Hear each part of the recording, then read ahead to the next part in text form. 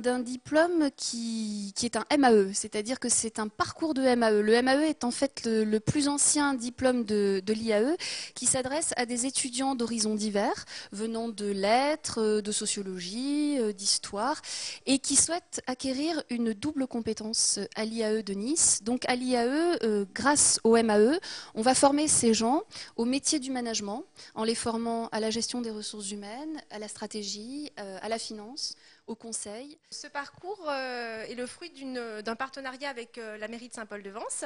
Est-ce que vous pouvez nous dire comment se concrétise ce partenariat justement ? Oui, l'originalité en fait de ce diplôme, c'est de délocaliser des formations universitaires qui se faisaient traditionnellement dans les murs, dans des amphithéâtres, au cœur même d'un village, Saint-Paul-de-Vence, dans l'espace Verdé, où ont lieu chaque année, voire toutes les saisons, des expositions temporaires, des expositions d'artistes, de sculpteurs, de peintres.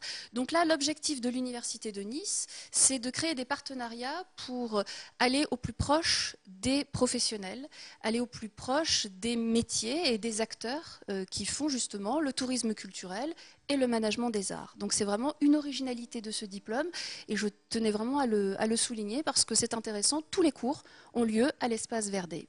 Ce diplôme a une vocation donc, qui est la double compétence, on l'a compris, en management et autour du management et autour des métiers de l'art, mais également il a une vocation donc, qui est l'insertion professionnelle. Alors est-ce que vous pouvez nous en dire plus ?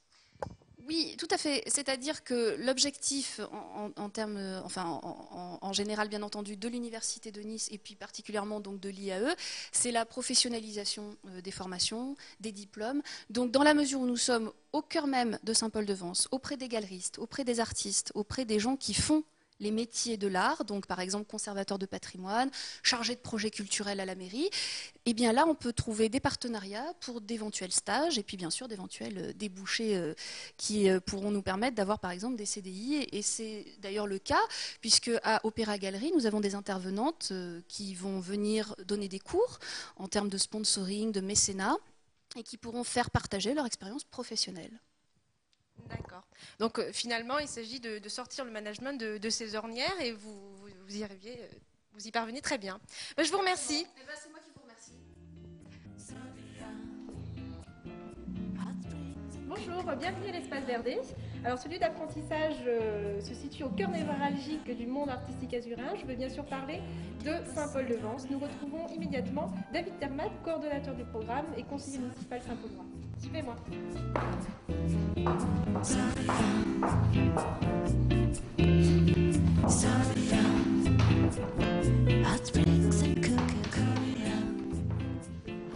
Bonjour. Bonjour David. Bienvenue.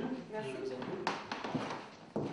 La création du MAE-Art du programme s'inscrit dans le cadre d'un accord de partenariat passé en 2004, il y a 6 ans maintenant, entre la commune de Saint-Paul, représentée par son maire René Buron, et l'université de Nice Sophia Antipolis, représentée par son président Albert Marouani. Pour une formation qui se veut professionnalisante, quoi de mieux que de placer justement les étudiants au contact de cette réalité professionnelle.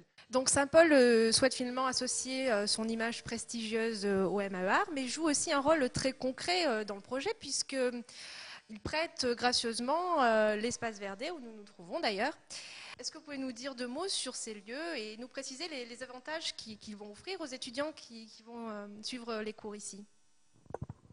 Volontiers. Alors, l'espace Verdé, un bref récapitulatif historique, était un hospice au XVIIe siècle. Il a surtout longtemps été une école communale, donc un lieu d'apprentissage, avant d'être complètement restauré de 2003 à 2006. Toutes les facilités classiques pour les étudiants, donc une borne Wi-Fi, un fonds documentaire qui provient notamment de la donation Verdé, une salle de conférence au dernier étage, qui prête à l'échange, une très très belle salle de conférence, très lumineuse.